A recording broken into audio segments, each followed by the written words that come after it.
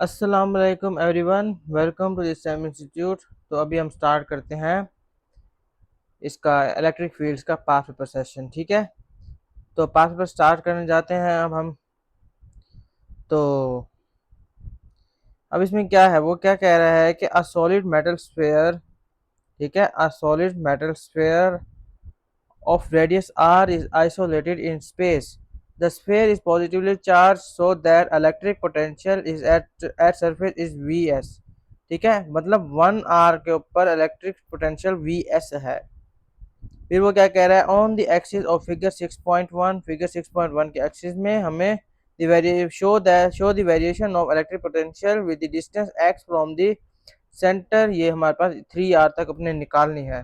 ठीक है, 3r तक हमने निकालनी है, तो मतलब 1r पे हमारे पास हो जाएगा Vs। तो हम इधर एक पॉइंट डाल देंगे, एक Vs इधर, और फिर 2r पे हमारे पास हो जाएगा हमारे पास 0.5s Vs। ठीक है, तो ये हमारे पास 0.25, सॉरी 0.5 किधर है, 0.5 हमारे पास, ये देखें, ये हमारे पास इधर होगा 0.5। ठीक है, और 0 पॉइंट, अब हमारे पास 3r पे क्या होगा, 3r पे होगा हमारे पास 0.33 Vs। तो ये हमारे पास होगा, ये 0.2 है, ये 0.3 है, और ये 0.33 यही पे कहीं होगा। ठीक है, तो हम इसका एक ग्राफ बना लेंगे, बल्कि आर आर हमारे पास यहाँ पे आर ये वाला है। ठीक है, हम इसका एक ग्राफ बना लेंगे। अब इसका ग्राफ बनाते हैं। पहले आपने रेडियस इसका कांस्टेंट रखना है। उसने कहा कि क्योंकि आर के ऊपर 1 Vs है। ठीक है, और फिर अब हमारा इस तरह से इन सारे प्लॉट्स को पॉइंट्स को कवर करना चाहिए।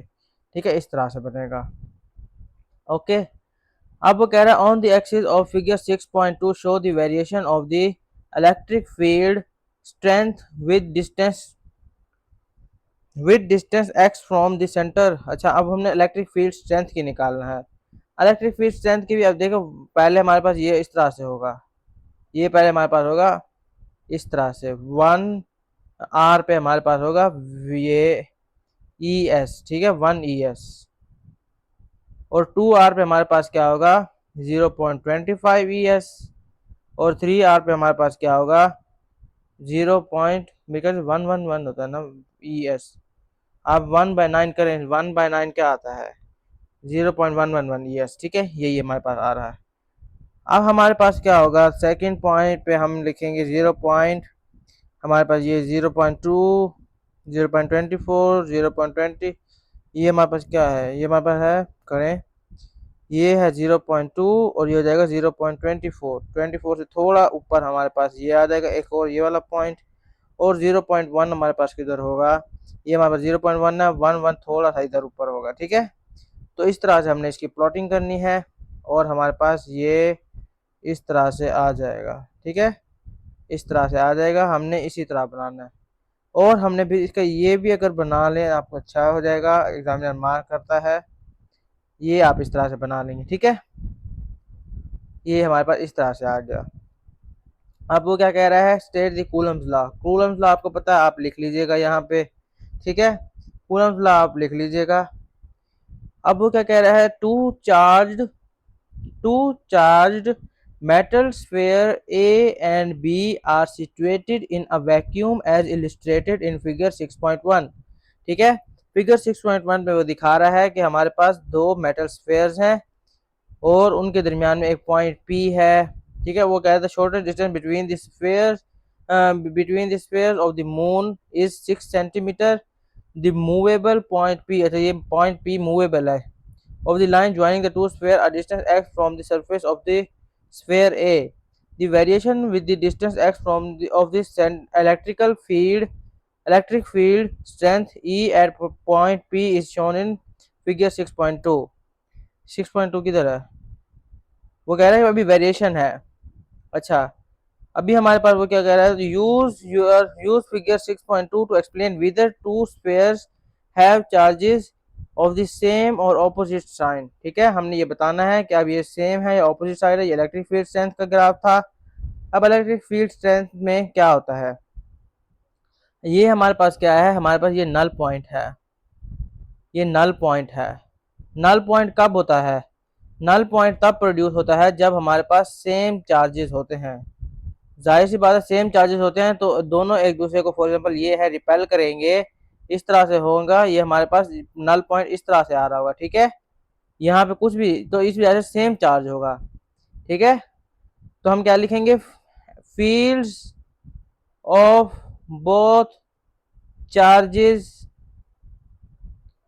Charges are in opposite direction. दोनों की फील्ड्स जो है वो ऑपोजिट डायरेक्शन में है, जिसकी वजह से आपको क्या होगा, जिसकी वजह से ये होगा, सो दे हैव, उसकी वजह से क्या होगा, दे हैव सेम साइन, इनका साइन सेम होगा, ठीक है। तो अब ये हमारे पास इस तरह से है, मैंने आपको इसकी रीजन भी दी थी, ठीक है, रीजन भी दी थी इसकी मैंने आपको। अच्छा, अब वो क्या कह रहा है, अब proton is at point P. अब वो कह रहा है कि प्रोटोन है, एक हमने प्रोटोन रख दिया, प्लस पॉइंट हमने रख दिया है एट पी, ठीक है। वो क्या कह रहा है कि where x is equal to 5 centimetre, उसने अब हमें एक्स दे दिया 5 सेंटीमीटर के इक्वल। वो कह रहे हैं use data from figure 6.2 to determine the acceleration of the proton, acceleration निकालो। अब आप इस चीज को इस तरह से देखेंगे, ये किस तरह से है। हम अगर इधर की प्रोटोन रखते हैं, हम इसके ऊपर की प्रोटोन रखते हैं, ठीक है, तो ये किसी भी चार्ज की तरफ अट्रैक्ट कर जाएगा, ठीक है, मूव करेगा, इलेक्ट्रिक फोर्स की वजह से ये मूव करेगा। फिर वही फोर्स हमें, वही रिजल्टेंट फोर्स होगी और वो हमें एक्सेलरेशन भी देगी, मतलब resultant force is equal to M A. और रिजल्टेंट फोर्स कौन सी हमें देगी? जो इलेक्ट्रिक फोर्स एक्ट कर रही होगी, ठीक है, इलेक्ट्रिक फोर्स जो एक्ट कर रही होगी, जाहिर सी बात है वो इसी प्रोटॉन के ऊपर एक्ट करेगी, वो इस प्रोटॉन के ऊपर एक्ट करेगी और इसको किसी भी स्फीयर की साइड पे ले जाएगी। अब हमें वो नहीं पता कि किस स्फीयर की साइड पे जाएगा, बस ये हमें नहीं पता, लेकिन इतना पता है कि किसी भी ये साइड पर चला जाएगा, ठीक है। तो हमारे पास क्या है, इलेक्ट्रिक फोर्स जो है वो इक्वल टू एम ए है, यही हमें एक्सेलरेशन चाहिए। इलेक्ट्रिक फोर्स किस चीज के इक्वल होता है हमें पता है, इलेक्ट्रिक फोर्स देखिए F is equal to E q होता है ना, तो हमें यहाँ पे पता है ये ई क्यू के इक्वल है एम ए। और हमारे पास यहाँ से आ गया A is equal to E Q over M, ठीक है। तो अब हम यहाँ पे लगा लेंगे ए में, अब हमारे ई क्या है हमारे पास, ई है हमारे पास 5 सेंटीमीटर है, 5 सेंटीमीटर पे देखते हैं ई क्या है। 5 सेंटीमीटर पर ई ये है, ये हमारे पास ये वाला पॉइंट क्या है, यही हम देखते हैं, ठीक है। तो ये हमारे पास हो गया 1 2 और ये हो गया 3, तो ये हमारे पास है 3, ठीक है। तो यहाँ पे हमारे पास ये 3 × 10⁻³ आ रहा था ना, हाँ जी 10⁻³ आ रहा है। 10⁻³ मल्टीप्लाई बाय हमारे पास चार्ज का क्या होता है, हमारे पास होता है 1.6 मल्टीप्लाई 10⁻⁻19। मास हमारे पास चार्ज का होता है 1.67 मल्टीप्लाई 10⁻⁻27। जब आप इसको सॉल्व करेंगे, जब आप इसको सॉल्व करने को वो करेंगे, मैं कैलकुलेट करता हूँ, इसको कैलकुलेट करके मेरा आंसर आ रहा है 2.9 मल्टीप्लाई 10⁻11, ठीक है। तो इसमें मार्क देखते हैं कैसे मार्किंग की हुई है। पहला मार्क आपको इसका है कि इसकी डेरिवेशन की है, दूसरा मार्क आपको इसका है, तीसरा मार्क आपको इसका है, ठीक है। अब वो कह रहे हैं use data from figure 6.2 to state that, to state value of X at which rate of change of electric potential is maximum. अच्छा, rate of change of electric potential, electric potential का रेट ऑफ चेंज मतलब v का rate of change maximum होना चाहिए। v is equal to हमारे, हमने क्या पढ़ा था ऊपर, हमने पढ़ा था v is equal to E d. अच्छा चलो अभी से देखते हैं इसको। वो क्या कह रहा है कि किधर हमारे पास मैक्सिमम होगा, give the reason reason to for the value you choose. अच्छा v is equal to E D है, इलेक्ट्रिक पोटेंशियल इज मैक्सिमम, मतलब हमारे पास क्या होना चाहिए कि हमारे पास, क्योंकि हमारे पास किस तरह से होना चाहिए, इसका ग्रेडियंट हमें निकालना पड़ेगा, ठीक है। क्यों हमारे पास, हम इसे देखते हैं किधर हमारे पास मैक्सिमम ग्रेडियंट है। मैक्सिमम तो इधर ही लग रहा है, मैक्सिमम ग्रेडियंट सिर्फ हमारा स्टीप, मैक्सिमम स्टीपनेस यहाँ पे है, देखिए यहाँ पे कम स्टीपनेस है, यहाँ पे उससे कम स्टीपनेस है, यहाँ पे उससे कम स्टीपनेस है, ये इधर इधर भी थोड़ी सी ज़्यादा है, लेकिन सबसे ज़्यादा स्टीपनेस इस पॉइंट पे सबसे ज़्यादा स्टीपनेस है। तो वो कह रहा है कि क्यों, ठीक है।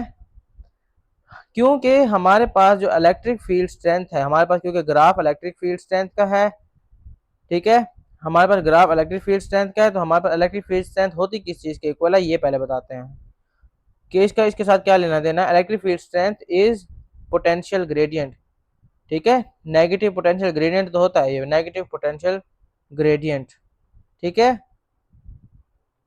एंड ग्रेडियंट एट, और जो ग्रेडियंट है at x is equal to 6 is steeper, ये सबसे ज्यादा स्टीप है, इस वजह से हम इसकी को लेंगे, so it is maximum there, जिसकी वजह से ये यहाँ वहां पे मैक्सिमम होगा, मैक्सिमम देयर। कैसे भाई, v is equal to E D है हमारे पास, ई डी, जब हमारे पास ये, ठीक है, अच्छा, अब वो क्या है, state what is indicated by the direction of an electric field line. मैंने आपको क्या बताया था, मैंने आपको बताया था कि ये फोर्स को रिप्रेजेंट करते डायरेक्शन ऑफ द फोर्स, ठीक है, direction of the force represent करती है per unit positive charge, per unit positive charge, ठीक है, इट इंडिकेट्स, ये क्या बताती है हमें, it indicates direction of positive charge, sorry direction of force, ठीक है, किसके ऊपर force, per unit positive charge, at a positive charge के ऊपर ये जितनी भी फोर्स लग रही होगी उसकी डायरेक्शन, ठीक है। तो अब देख लेते हैं वो क्या कह रहा है, the plates are separated by distance of 4.6 centimetre, plates are in vacuum, ठीक है, और ये भी इसने बताया है कि 2400 का पीडी लगा हुआ है, इधर ये जीरो है उधर तो टू, यानी कि ये हायर पोटेंशियल है ये लोअर पोटेंशियल है। On figure 4.1 draw 5 line to represent the electric field in the region between plates. अच्छा, रीजन बिटवीन प्लेट्स में हमने इलेक्ट्रिक फील्ड लाइन को रिप्रेजेंट करना है।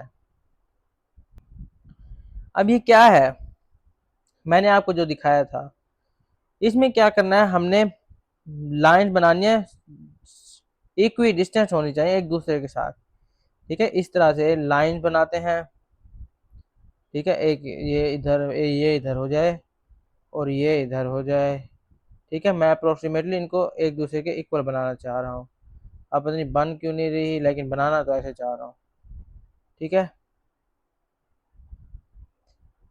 तो अच्छा देखें, अब ये इक्वी डिस्टेंस है, एक दूसरे से इक्वी डिस्टेंट है, ये आपने ख्याल रखना है, मतलब आप क्या करें, आप इस तरह से करें, जब आप पेपर पे बैठे पेपर करने, तो आप एक स्केल ले लें, इधर आप स्केल रख दें, आप इधर क्या रख दें, स्केल, ठीक है, आप इधर रखें स्केल, ठीक है, स्केल जो आप रखेंगे, आप देखें कि भाई ये वाली लेंथ 2 सेंटीमीटर है, ठीक है, ये आप देखें 2 सेंटीमीटर, ये 0 2, फिर दूसरी आपकी 4 पे बनाए, तीसरी आप 6 पे बनाए, चौथी आप 8 पे बनाए, ठीक है, इस तरह से बनाए आप ऐसे ऐसे यूं लगा दें, ऐसे देखें, आप ऐसे स्केल जो रखें, आप देखें यहाँ पे ये 0 है, यहाँ पे ये 2 है, यहाँ पे 6 है, सॉरी 4 है, यहाँ पे 6 है, यहाँ पे 8 है, आप इनके ऊपर बस यहाँ पे एक डॉट बना दें, एक यहाँ पे डॉट बना दें, ऐसे रफली डॉट, फिर आप ऊपर भी ऐसे ऊपर से बनाएंगे ना, आपको ऊपर से जब इधर इधर आप स्केल ऐसे रखेंगे स्केल, तो आपको पता लग जाएगा कि भाई किस तरफ हमने बनानी है। तो आपका अप्रोक्स, अच्छा एग्जामिनर एक ये नहीं करता कि हर एक चीज को चेक करे कि भाई ये यहाँ पे 2.1 है, यहाँ पे हमारे पास 1.9 है, यहाँ पे हमारे पास 2.0 है, ये नहीं चेक करता एग्जामिनर, इतनी भी नहीं, मतलब इतना होना चाहिए कि हमें जब अगर हम रफ आई से देखें तो हमें इस तरह से लगे कि भाई ये इक्वी डिस्टेंट है, रफ आई से अगर हम देखें तो हमें इक्वी डिस्टेंट लगे, इस तरह से हमने इसका बनाना है। तो अब ये from higher to lower potential होना चाहिए, ये हमारे पास डाउनवर्ड होना चाहिए, हायर टू लोअर पोटेंशियल, ठीक है। अब वो क्या कह रहा है, calculate the electric field strength between the plates. अच्छा, हमें उसने क्या दिया हुआ है, एक तो पोटेंशियल डिफरेंस दिया हुआ है, एक हमें डिस्टेंस डी भी दिया हुआ है, तो हम यहाँ पे क्या लगाएंगे, E is equal to V over D, ठीक है, V हमारे पास क्या है 2400 वोल्ट्स, एंड हमारे पास डिस्टेंस क्या था 4.6 मल्टीप्लाई 10⁻⁻² मीटर, ठीक है, मीटर में कन्वर्ट करेंगे तो हमारे पास इसका आंसर जो आ रहा है वो आ रहा है 5.2 मल्टीप्लाई 10⁻⁴, ठीक है, इस तरह से हमने सॉल्व करना था। अब वो क्या कह रहा है, अब moving proton इंटर्स the region between the plate from the left. अच्छा, लेफ्ट से प्रोटॉन इंटर किया और the proton is deflected by the electric fields. Draw line to draw a line to show that the path of proton as it move through and out of the region of the electric field। अब वो क्या कह रहा है कि आपने एक diagram बनानी है, ड्रॉ करना है, एक लाइन बनानी है। किस चीज की लाइन? जिसमें हम इसके मूवमेंट ऑफ प्रोटॉन, पहले तो इन दे और फिर आउट। अब पहले हम इसको दिखाते हैं। अब मतलब आउट अगर हमने करना है तो मतलब डिफ्लेक्शन थोड़ी कम करनी है। प्रोटॉन को जिधर लेस पोटेंशियल की तरफ ज्यादा अट्रैक्ट करना चाहिए। तो हमारा मतलब इस तरफ, इससे ऊपर तो कुछ नहीं होगा, ये हमारे नहीं है, इधर कुछ नहीं है। तो हम इसको इस तरह से बनाते हैं, ऐसे करके ऐसे, ठीक है, ताकि ये डिफ्लेक्शन आउट भी करवाए, बाहर भी डिफ्लेक्शन हो, ठीक है। हीलियम न्यूक्लियस नाउ इंटर्स, अच्छा helium nucleus 4 2 the region of electric field along the same initial path as proton and traveling at the same speed। अब वो कह रहा है इसके बजाय उसने हीलियम डाला है 4 2, ठीक है। State and explain how the final speed of helium nucleus compare with the final speed of the proton after leaving the region of the electric field। अब आप इस चीज को किस तरह से शो कर सकते हैं? दो मेथड्स हैं, ठीक है। दो मेथड मैं बताता हूँ आपको।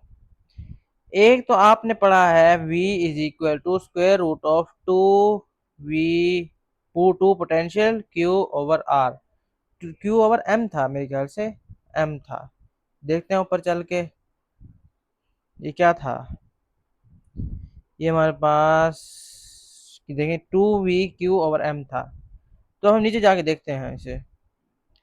तो यहाँ पे अगर आप देखो तो ये हमारे पास क्या है, ये है डायमेंशनलेस, मतलब डायमेंशनलेस, सॉरी सॉरी डायमेंशनलेस नहीं, सॉरी सॉरी, ये है हमारे पास अभी, क्योंकि मैं फिजिकल क्वांटिटीज ए लेवल की क्लास लेके आया हूँ, एएस लेवल की, तो मुझे ये दिमाग में वही चल गया। इसको हम इग्नोर करेंगे, क्यों? क्योंकि ये कांस्टेंट है। आपको उधर एग्जामिनर ने किधर कहा है कि हमारे पास 2400 चेंज कर रहा है, कहीं नहीं कहा ना। तो ये कांस्टेंट है, तो v is directly proportional to Q by M. बेशक उसका स्क्वायर रूट है लेकिन डायरेक्टली प्रोपोर्शनल तो है। अब आपने देखना है कि v is directly proportional to q over m है, तो q हमारे पास क्या है? q हमारे पास है 2, चार्ज हमारे पास 2 है, क्योंकि हीलियम हमारे पास 4 2 है, 2 प्रोटॉन, तो इलेक्ट्रॉन भी वही होते हैं, चार्ज भी वही होता है, और 4 हमारे पास मास होगा, तो 4। तो v is directly proportional to 1/2, मतलब अब ये क्या है, 1/2 of charge to mass ratio के वो कर रहा है, तो मतलब ये डिक्रीज कर रहा है, तो स्पीड डिक्रीज करेगी। एक और मेथड है, एक और मेथड कौन सा है कि हमारे पास F E is equal to हमारे पास एम ए हो जाए। तो क्या होगा हमारे पास? तो हमारे पास ये है F E is equal to, हमारे पास क्या आएगा यहाँ पे, इधर E Q is equal to M A, यहाँ पे हमारे पास क्या आएगा, v by D into Q by M is equal to A. अब यहाँ से ये दोनों कांस्टेंट होंगे, ठीक है, ये कांस्टेंट होंगे, क्यों? क्योंकि ना 2400 वोल्ट चेंज हो रहा है और ना ही हमारे पास ये डिस्टेंस चेंज हो रहा है, ठीक है। तो ये दोनों भी कांस्टेंट होंगे। अब तो A is also inversely directly proportional to charge to mass ratio, ठीक है। अब यहाँ पे भी वही होगा, A is directly proportional to 1/2 Q/m, ठीक है। और ये यहाँ पे क्या हो जाएगा, फिर ये यहाँ पे एक्सेलरेशन क्योंकि डिक्रीज करेगा तो हमारे पास इसकी वेलोसिटी भी डिक्रीज करेगी। अब आप जिस तरह से भी लिखना चाहें लिख सकते हैं, ठीक है। इसका आंसर मैं लिखता हूँ। तो ये मैंने क्या लिखा है, यहाँ पे मैंने लिखा है स्पीड विल बी लोअर। क्यों होगी स्पीड लोअर, क्यों होगी? ये अब इसकी रीजन देते हैं, स्पीड विल बी लोअर क्यों होगी, because of 4 time the mass and double the charge. क्योंकि हमारे पास मास 4 है और चार्ज हमारे पास डबल है, ठीक है। So charge to mass ratio decrease, mass charge to mass ratio एक हमारे पास रेशियो है, वो हमारे पास क्या हो जाएगी, डिक्रीज हो जाएगी। एंड हैंड स्पीड इसकी वजह से स्पीड डिक्रीज होगी। यहाँ पे फिर अगर आप ये भी लिखना चाहें कि बिकॉज एक्सेलरेशन डिक्रीज आल्सो, क्योंकि ये हमने भी इस हमारे हमने इक्वेशन से प्रूफ कर दिया, ठीक है। तो इस तरह से भी कर सकते हैं आप। अब ये वाला क्वेश्चन, ये वाला करते हैं, ये वाला अच्छा क्वेश्चन है। मैं देखता हूँ, एक मिनट, सॉरी। तो इसको स्टार्ट करते हैं। मैंने सारे क्वेश्चन देख लिए हैं कि कौन से हैं और मैंने कौन से करवा देता हूँ। अच्छा, अब चलो स्टार्ट करते हैं। ये वाला बहुत इंपॉर्टेंट क्वेश्चन है, इसको करते हैं। Two solid metal sphere A and B have each of radius 1.5 centimeter are situated in a vacuum. Their centers are separated by distance of 20 centimeter। ठीक है, उनका सेंटीमीटर 20 है डिस्टेंस।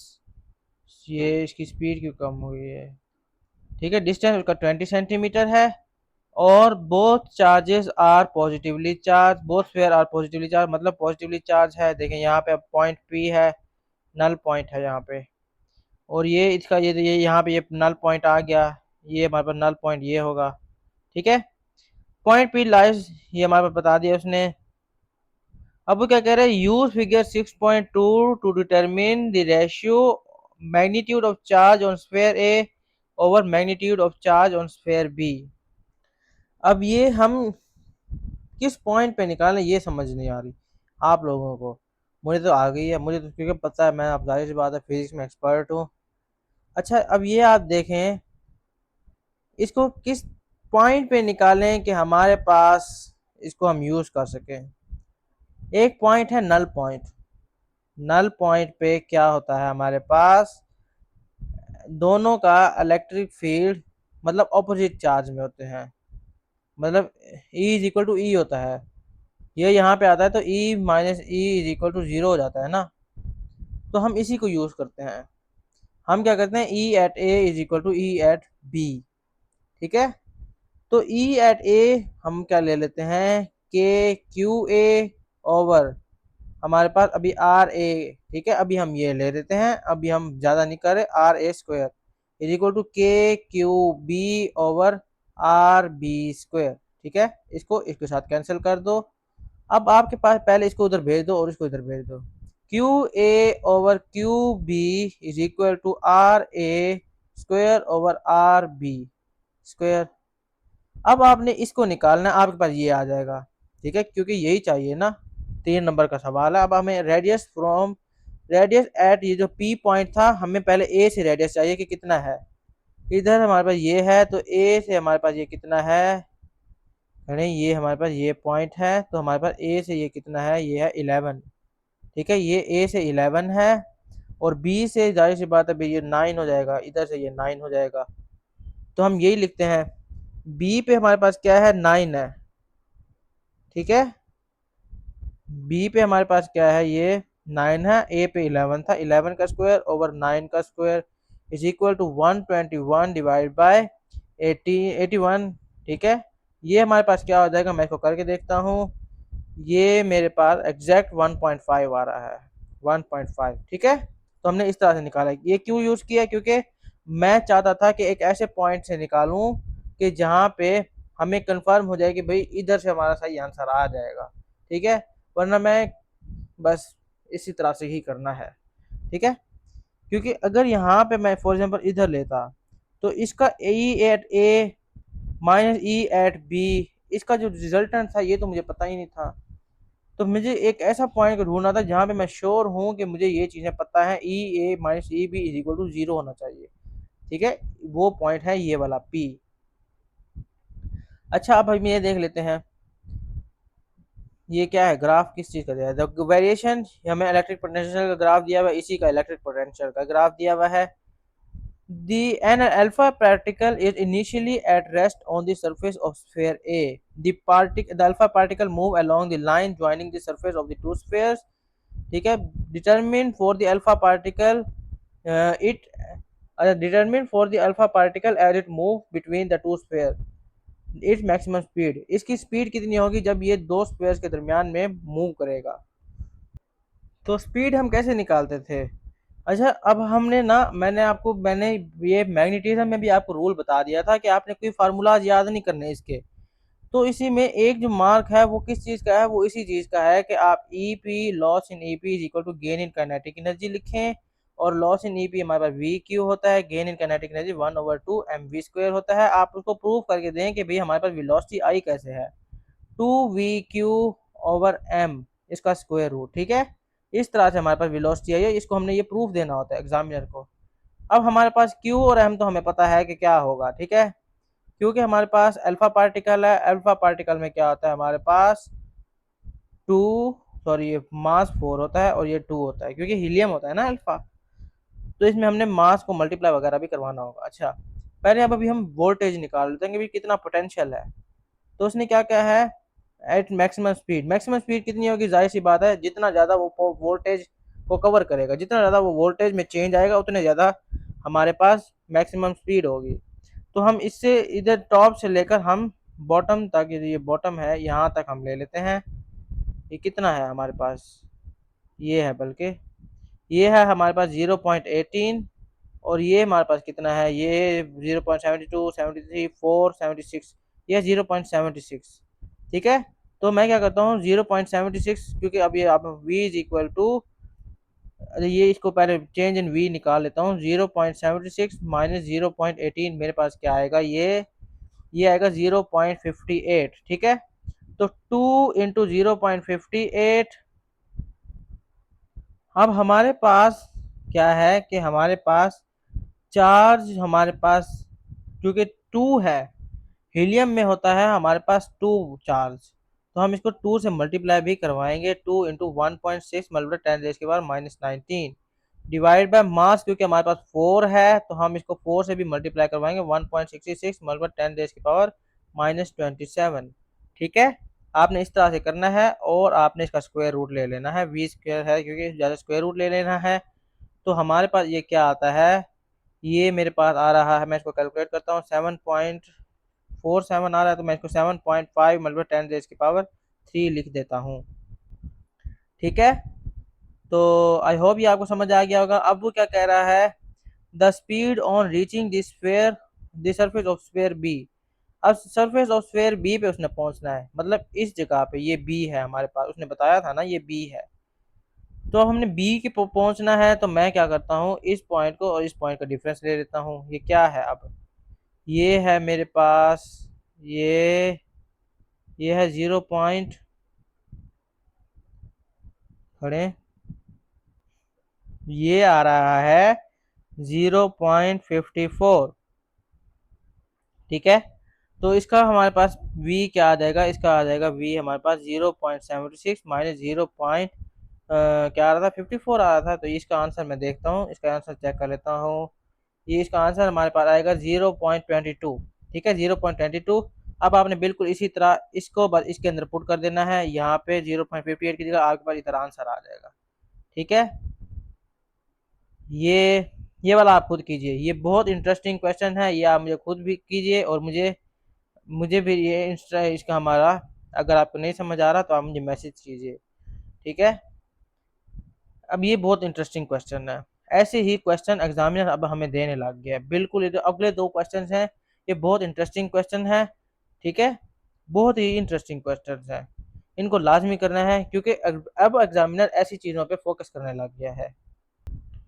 अब वो पहले पहले क्या कह रहा है, पूछ रहा है define electric potential at point, भाई सिंपल सा है, work done per unit positive charge in bringing the charge from infinity, ठीक है, another charge from infinity up to a point in electric field, ठीक है।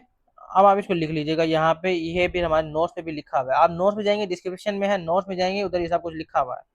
अच्छा, two isolated charge metal sphere X and Y are nearer to each other in vacuum, ठीक है।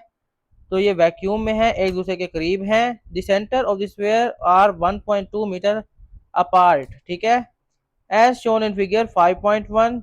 अब ये दो हमारे पास स्फीयर्स हैं, उनके उसने पोटेंशियल का ग्राफ दिया हुआ है। अब वो पूछ रहा है state 3 conclusive conclusion that may be drawn from the sphere about the sphere from the figure 5.2, figure 5.2 कौन सा है जिसमें ग्राफ बनाया हुआ है, about the conclusion may be qualitative और क्वांटिटेटिव। अब एग्जामिनर इसी तरह के क्वेश्चन देने लग गए लेकिन डिफरेंट चैप्टर से, लेकिन एक लाजमी इसमें से क्वेश्चन आता है। मैंने आपको मेरे ख्याल से पिछली वीडियो थी ग्रेविटेशन पे, तो मैंने उसमें भी बताया था कि मैंने अपने स्टूडेंट्स को कहा था अभी जब मेजर 2026 पे थे, क्योंकि मैं नोट करता आ रहा था 2024 से ऐसे हो रहा था। मैंने कहा था स्टूडेंट्स ऐसे देख लो कि आपके पास ऐसा क्वेश्चन लाजमी आएगा, और बच्चों ने कंफर्म किया था कि अल्टरनेटिव करंट चैप्टर कह रहे थे उधर से आया था, या पता नहीं कौन सा चैप्टर कह रहे थे, लेकिन कह रहे थे कि आया लाजमी था। तो ये आता है, अब तो आता है। क्वालिटेटिव का मतलब समझ लें, क्वांटिटेटिव का मतलब समझ लें, और ये वर्ड आपने लाजमी देखना है कि वो कह क्या रहा है। कंक्लूजन में भी क्वालिटेटिव और क्वांटिटेटिव, ये अब ये भी आपने समझना है। क्वालिटेटिव क्या होता है, जिसको हम वर्ड्स वर्ड या डिस्क्रिप्शन में हम इस चीज़ को क्लैरिफाई करें, मतलब फॉर एग्जांपल कि ये चार्ज पॉजिटिव है, या ये बिगर देन हमारे पास दूसरा चार्ज का बिगर रेडियस है इसका, या डिफरेंट डिफरेंट थिंग हम इसमें बता सकते हैं। और क्वांटिटेटिव में क्या होता है कि हम इसका क्वांटिटी बताते हैं, मतलब number, in terms of number बताते हैं कि भाई इसमें चार्ज कितना है, इसमें वोल्टेज कितनी है, इसके अंदर इलेक्ट्रिक फील्ड स्ट्रेंथ कितनी है। तो इस तरह से हम चीज़ें बता सकते हैं। तो अब हम देखते हैं और इसकी चीज़ों को बताते हैं।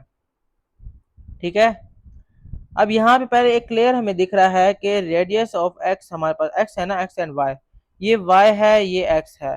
ठीक है, अब एक्स में हमें दिख रहा है कि क्लियरली कि ये बिगर है और ये स्मॉलर है, ये क्लियरली हमें दिख रहा है। अब हम इन दोनों में से दोनों पॉइंट लिखने पड़ेंगे कि भाई ये हमारे पास 0.3 इसका डिस्टेंस है, इसका डिस्टेंस हमारे पास 0.1 मीटर है। ठीक है, ये हमें लिखना पड़ेगा, दोनों बातें लिखनी पड़ेंगी। अगर हम एक बात भी लिखेंगे हमें एक मार्क मिल जाएगा।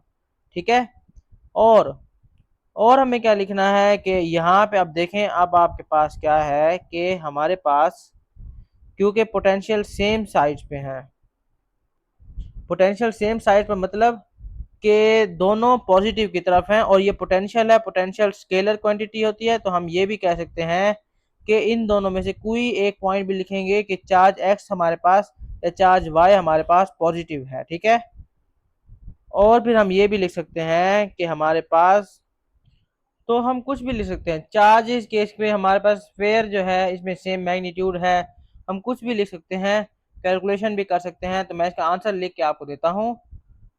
अब ये देखिए, अब आपके पास ये क्या है, radius of sphere is X is equal to 0.3 metre. ये आप लिख सकते हैं रेडियस, ये हमारे पास एक एक मार्क इन सारी चीज़ों का है, ये सारी चीज़ें आप लिख सकते हैं, पढ़ सकते हैं। इस आप चैप्टर की मार्क्स स्कीम भी देख सकते हैं, इधर मार्क्स स्कीम आप इसकी देख लें, आप उधर से भी देख सकते हैं कि ये हमारे पास और कौन से पॉइंट्स हैं, डिफरेंट पॉइंट्स होंगे। ठीक है, अब वो क्या कह रहा है, the proton is held at rest on the line joining the sphere in of the centre of the sphere in B at the position where x is equal to 0.6 metre, the proton is released। उसने बता दिया कि भी proton हमने इधर से छोड़ दिया है। अब वो क्या कह रहा है, describe and explain without calculation subsequent motion of proton. आप लिखेंगे यहाँ पे कि आप पहले देखें x is equal to 0.6 metre पे क्या है, x is equal to 0.6 metre पे हमारे पास मोमेंटेरली तो नहीं, तो यहाँ पे रेस्ट तो नहीं है, ये तो डिस्टेंस है। ठीक है, तो यहाँ पे हमारे पास क्या है कि हमारे पास ग्रेडियंट जीरो आ रहा है, ग्रेडियंट हमारे पास जीरो आ रहा है, जिसका मतलब क्या है कि हमारे पास इलेक्ट्रिक फोर्स यानी कि इलेक्ट्रिक फील्ड स्ट्रेंथ, हमारे पास इलेक्ट्रिक फील्ड स्ट्रेंथ जीरो है, जिसका मतलब सीधा सीधा ये भी है कि हमारे पास इलेक्ट्रिक फोर्स भी जीरो है। ठीक है, अब इलेक्ट्रिक फोर्स जीरो है, इसका मतलब है कोई रिजल्टेंट फोर्स नहीं है। रिजल्टेंट फोर्स जब नहीं है तो हमारे पास कुछ भी एक्ट नहीं करेगा, नो रिजल्टेंट फोर्स, क्योंकि रिजल्टेंट फोर्स नहीं है तो वो एक्ट नहीं करेगा, क्योंकि फोर्सेस नाउ इक्वल हो गई है। अब हमारे पास फोर्सेस क्या हो जाएंगी, equal and opposite. By Newton first law हमारे पास अब कुछ भी नहीं एक्ट करेगा। न्यूटन फर्स्ट लॉ क्या कहता है कि आपके पास ऑब्जेक्ट या तो रेस्ट पर रहेगा, या तो वो कांस्टेंट स्पीड के साथ ट्रेवल करेगा, लेकिन यहाँ पे ऐसा मोमेंट नहीं है क्योंकि रिजल्टेंट फोर्स नहीं लग रही। ठीक है, unless enacted by the resultant force, ये हमारे पास न्यूटन का फर्स्ट लॉ है। अब वो क्या कह रहा है, state and expression for the electric field strength at the distance R from the point charge Q in vacuum. अब हमारे पास हमें एक्सप्रेशन दिखानी है, और हम वो कह रहा है कि state the name of the any other symbol you used. ठीक है, अब आपने यहाँ पे देखना यह है कि E इज इक्वल टू हमारे पास Q over 4 pi L epsilon naught ellipse naught R square है, और हमारे पास इसका आपने बताना है, क्योंकि ये नहीं है ना, उसको ये पता है फोर्थ उसको पता है, पाई भी उसको पता है, आर उसने बता दिया, क्यू बता दिया उसने, ई भी बता दिया है। अब आपने बताना है कि भाई ई ओ हमारे पास क्या है, ई ओ हमारे पास है परमिटिविटी ऑफ द स्पेस, ये मैंने आपको बताई है कि ये परमिटिविटी ऑफ स्पेस है, ठीक है। तो अब ये क्या होगी, अब इसके बाद आप देखें, 2 point charges A and B are situated in a distance of 10 centimeter apart in a vacuum as illustrated in figure 6.1, ठीक है। 10 सेंटीमीटर इनके दरमियान में डिस्टेंस है। वो कह रहा है कि a point P lies on the joining line joining the charges A and B. Point P is a distance x from the A, ठीक है। पॉइंट P का वो कह रहा है डिस्टेंस है x from the A। फिर वो कह रहा है कि the variation with resistance x of the electric field strength E at point P is shown. अब वो क्या कह रहा है कि हमारे पास उसने ये हमें इलेक्ट्रिक फील्ड स्ट्रेंथ दिखा दी है, ये उसने हमें दिखाया हुआ है डाटा ग्राफ की टर्म्स में। अब वो क्या कह रहा है, state and explain whether the charges A and B have same opposite और ऑपोजिट साइंस। अभी पहले साइन का पूछ रहा है। अब मैंने आपको क्या बताया था कि साइन कैसे पता लगेगा, अगर ये हमारे पास फील्ड कहीं पे जीरो हो जाती, जीरो को क्रॉस करके ये यहाँ पे चली जाती, तो हमें पता लग जाता कि भाई कहीं पे तो कोई उन दोनों के दरमियान में नल पॉइंट आया था, जिसकी वजह से साइन चेंज हो जाना था और साइन सेम होना था। अब यहाँ पे नल पॉइंट नहीं है, जिसका मतलब क्या है कि हमारे पास ऑपोजिट साइंस हैं, ठीक है, ऑपोजिट साइंस हैं। फिर वो क्या कह रहा है, अब इसको लिख लेता हूँ मैं, फिर आपको बताता हूँ। अब वो दूसरा क्वेश्चन पूछ रहा है इसका क्या आपके पास मैग्नीट्यूड सेम है या नहीं है, ठीक है। अब हम देखते हैं कि ये इसका मैग्नीट्यूड सेम है, मतलब इक्वी डिस्टेंट है एक दूसरे के इर्द गिर्द, ठीक है। हम ये देख लेते हैं। अब आप ये देखें कि हमारे पास जो ये इलेक्ट्रिक फील्ड स्ट्रेंथ, ये हमारे पास पूरा टोटल 10 है, इलेक्ट्रिक फील्ड स्ट्रेंथ हमारे पास यहाँ पे नल पॉइंट 5 पे आ रहा है, मतलब अगर होता तो यहाँ पे ये हमारे पास जो मिनिमम पॉइंट है वो 5 पे आ रहा है, मतलब ये इक्वी डिस्टेंट है। इधर भी सेम चार्ज होगा, इधर भी सेम चार्ज होगा, उन दोनों का मैग्नीट्यूड सेम होगा, ठीक है। ऊपर भी हमारे पास ये चीज आई थी, ऊपर भी हमारे पास ये चीज आई थी, ठीक है। अब हमारे पास क्या है, हम इसमें लिखेंगे क्योंकि दे have minimum E at mid point, इसका मिड पॉइंट मिनिमम ई का हमारे पास मिड पॉइंट पे है, तो इसका मैग्नीट्यूड इक्वल होंगे, ठीक है। हम ये बात लिख देंगे, they have minimum at E at mid point so have equal magnitude, यानी कि सेम मैग्नीट्यूड, ठीक है। अब हम चलते हैं नेक्स्ट क्वेश्चन के ऊपर। An electron is situated at point P. Without calculation, state and explain with the variation in a magnitude of acceleration of the electron as it moves from the position where x is equal to 3 centimeter to the position where x is equal to 7 centimeter. अब आपने मैंने आपको एक चीज बताई थी, यहाँ पे देखें, अगर आपको मैं बार बार डेरिवेशन करके दिखाता हूँ क्योंकि आपको ताकि पता चले। इलेक्ट्रिक फोर्स किस चीज के इक्वल मैंने बोल दी थी, रिजल्टेंट फोर्स के, एम ए। इलेक्ट्रिक फोर्स क्या है हमारे पास, E Q is equal to M A, ठीक है।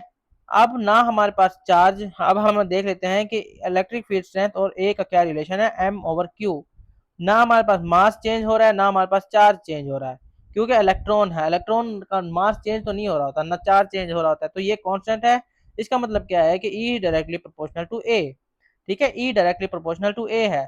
तो हम ये पहले पहले लिख देंगे कि acceleration is directly proportional to E, ठीक है, इलेक्ट्रिक फील्ड स्ट्रेंथ। अब आप ये देखें, पहले देखते हैं जाके उसने क्या पूछा, पूछा क्या है, उसने कहा है, अरे उसने भी ये भी हम एक दो बेसिक क्वेश्चन पढ़ सकते हैं कि मैग्नीट्यूड, अच्छा वेरिएशन इन मैग्नीट्यूड पूछ रहा है। अब देखते हैं कि मैग्नीट्यूड में क्या हो रहा होगा, at point from X is equal to 3 to 7 पूछ रहा था। 3 ये है, ठीक है, 3 हमारे पास किधर है, ये 3 किधर है, 3 हमारे पास ये होगा ना, ये है हमारे पास 3 और ये है हमारे पास 7, ठीक है। अब हमने देखना है कि इलेक्ट्रिक फील्ड स्ट्रेंथ देखें यहाँ पे डिक्रीज कर रहा है, इलेक्ट्रिक फील्ड स्ट्रेंथ इधर डिक्रीज कर रहा है, इधर यहाँ पे 0 है, फिर ये इंक्रीज कर रहा है, हमने यही बात लिखनी है, ठीक है। हमने लिखना है कि भाई एक्स 3 से 5 तक एक्सेलरेशन डिक्रीज कर रही है, क्यों, क्योंकि एक्सेलरेशन हमारे पास ई डिक्रीज कर रहा है, इलेक्ट्रिक फील्ड स्ट्रेंथ डिक्रीज कर रहा है। फिर इलेक्ट्रिक फील्ड स्ट्रेंथ 0 हो गई थी, नहीं 0 नहीं हुई थी, मिनिमम हुई थी, तो हमारे पास एक्सेलरेशन भी मिनिमम होगी, ठीक है। फिर उसके बाद क्या होगा, x5 से हमारे पास x7 में हमारे पास क्या होगा कि एक्सेलरेशन इंक्रीज करेगी, क्यों, क्योंकि इलेक्ट्रिक फील्ड स्ट्रेंथ इंक्रीज कर रही है। इस बात को मैं लिखता हूँ यहाँ पे और भी मैं आपको दिखाता हूँ। अब यहाँ पे हमने इस तरह से लिखना है, ठीक है, इस तरह से लिखना है। अब मैं आपको एक ईयर मेंशन करके देता हूँ, एक ईयर, ठीक है। आपके एक तो ये आपने करना है, ये वाला करना है आपने, ये बहुत इजी है। आपने एक और क्वेश्चन करना है, वो है ये वाला, मैं लिख के देता हूँ आपको, फिर आप इसको करें। एक क्वेश्चन है 43, यानी कि मैं लिख 9702 पेपर 43, और हमारे पास अक्टूबर नवंबर है और 2016 है। ये आप पेपर, इसका क्वेश्चन नंबर हमारे पास 5 है, ठीक है। ये आप करें, ये आप करें, बहुत इंटरेस्टिंग क्वेश्चन है, अच्छा क्वेश्चन है, इजी है, लेकिन इसमें बहुत ज़्यादा कंसेप्ट हमारे कवर होते हैं। तो यहीं तक ये वीडियो थी। अब आप सोचेंगे कि भाई मास्टर क्लास है तो बड़ी, ये पास पेपर थी। मास्टर क्लास इस वजह से छोटी होती है क्योंकि मास्टर क्लास में डायरेक्ट पॉइंट हम समझा देते हैं। ये हमारे पास पेपर को हमने इस वजह से बड़े होते हैं क्योंकि ये हमारे पास जो पास पेपर होते हैं, इनमें क्या होता है, डिफरेंट कंसेप्ट को हमने, हर एक डिफरेंट कंसेप्ट को पढ़ाना होता है, हर एक डिफरेंट कंसेप्ट की हमने डेप्थ में जाना होता है, इस वजह से ये पास पेपर की वीडियोस बड़ी होती हैं। तो अल्लाह हाफिज़।